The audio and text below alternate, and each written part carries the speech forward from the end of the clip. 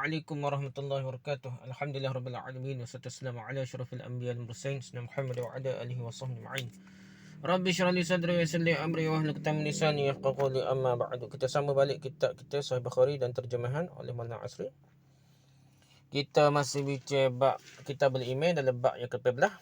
Kita hari itu kita bincang tajuk bab saja. Ini kita nak masuk hadis. Hadisnya yang ke-26 dah. حدثنا حماد بن يونس وموسى بن إسماعيل قال حدثنا إبراهيم بن سعد قال حدثنا ابن شهاب عن سعيد بن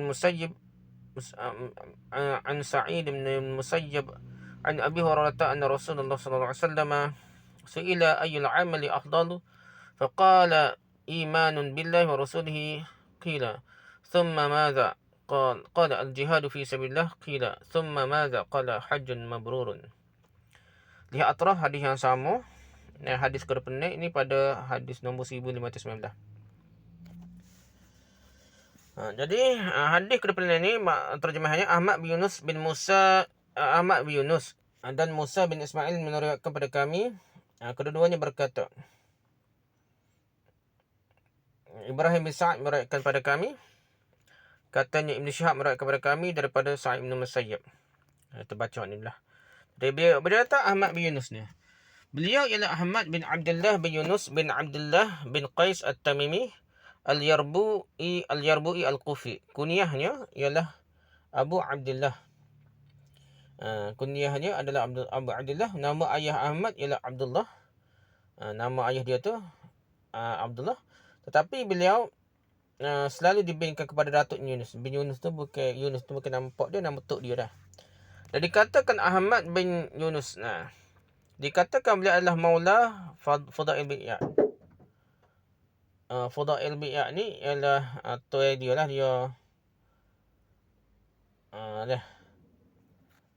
Tuai dia. Ahmad bin Yunus meriwayatkan hadis daripada Imam Malik, Ibnu Abi Zi'bi, Lais bin Sa'ad, Fudail bin Iyad dan lain. Gitulah. Abu Zur'ah, Abu Hatim, Ibrahim Al-Harbi, Bukhari, Muslim, Abu Daud dan lain pula orang yang meriwayatkan hadis daripadanya. Ni anak murid dia lah.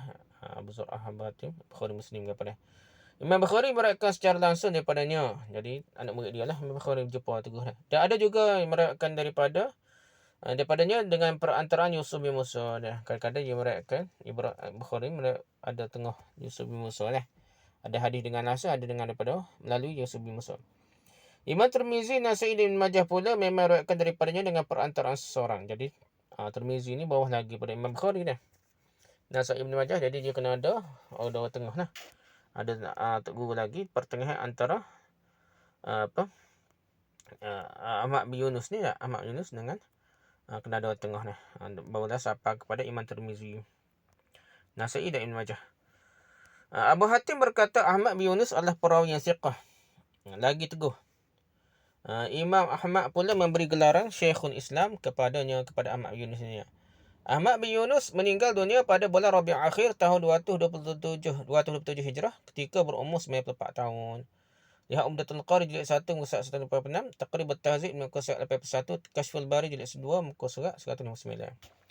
Tu biar data Ahmad bin Yunus perawi pertama lah.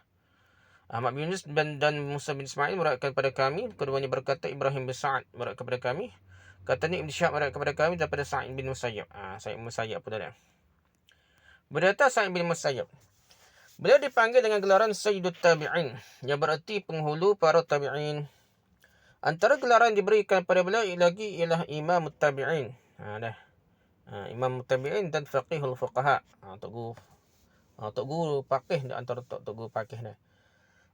Beliau merupakan salah seorang daripada 7 orang faqih di Madinah. 7 orang antara 7 orang faqih, tok guru fiqh di Madinah.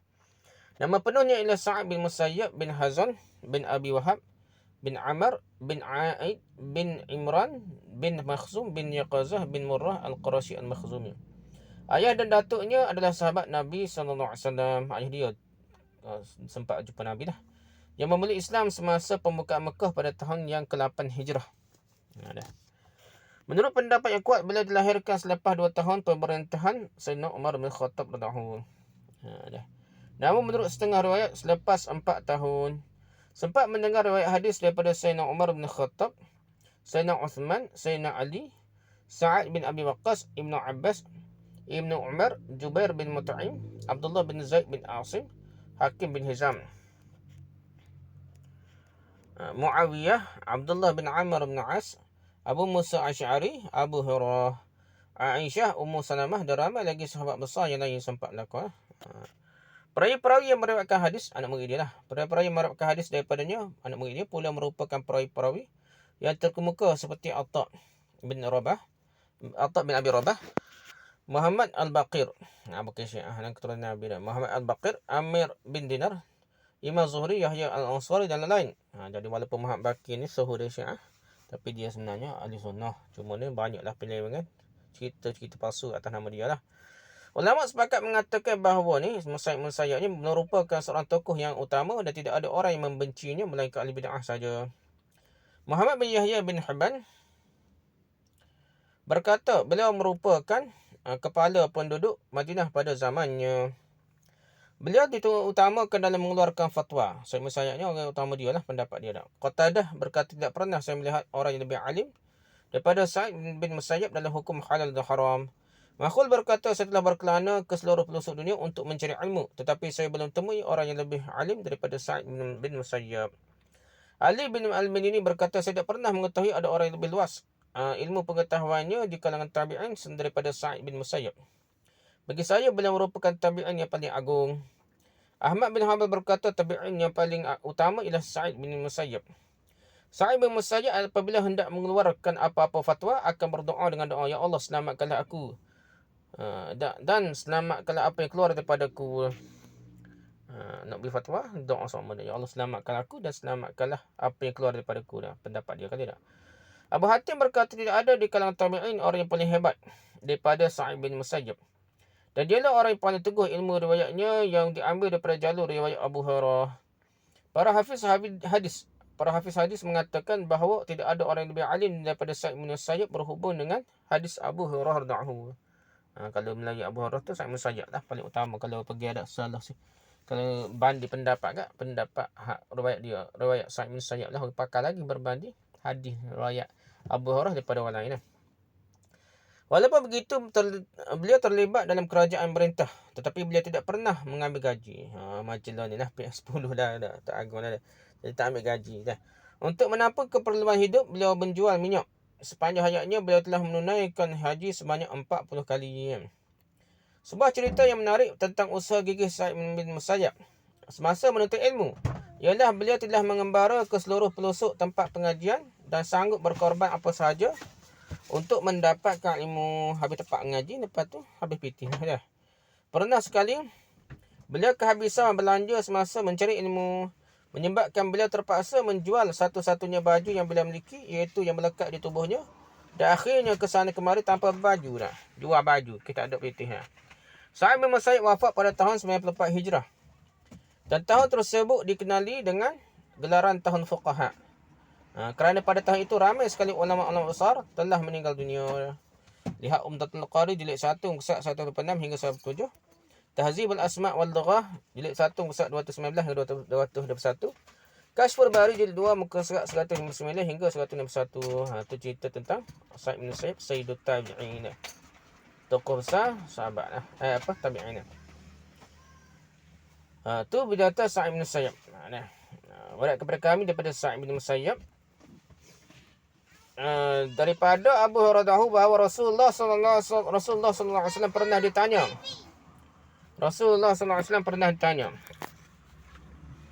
Daripada Abu Hurairah bahawa Rasulullah sallallahu alaihi wasallam pernah ditanya tentang apakah amalan yang paling afdal. Baginda sallallahu alaihi wasallam menjawab, beriman kepada Allah dan Rasulnya. Jadi amalan, tapi jawab beriman kepada Allah dan Rasulnya. Rasulullah tanya iman, tapi jawab orang tanya amalan, tapi Nabi jawab beriman kepada Allah Rasulnya. Tu amalan lah, sama kita kata lah. Okey. Imam Bukhari sebenarnya mahu membuktikan bahawa kalau terdapat ayat Al-Quran yang menyamakan iman dan amal seperti ayat tilkal jannatul lati uristumuha bima kuntum ta'malun, di mana perkataan ta'malun, kamu beramal dalamnya, dipakai dengan makna tu'minun, kamu beriman. Maka begitu juga hadis Rasulullah SAW. Apabila Nabi SAW ditanya tentang apakah amalan yang paling afdal, bukankah jawapan baginda ialah beriman kepada Allah dan Rasulnya. Malah baginda mengumpulkan sekali beriman yang merupakan amalan hati dengan berjihad dan menunaikan haji, yang mana kedua-duanya merupakan amalan anggota badan. Adalah hadis tu amalan hati campur dengan amalan anggota badan.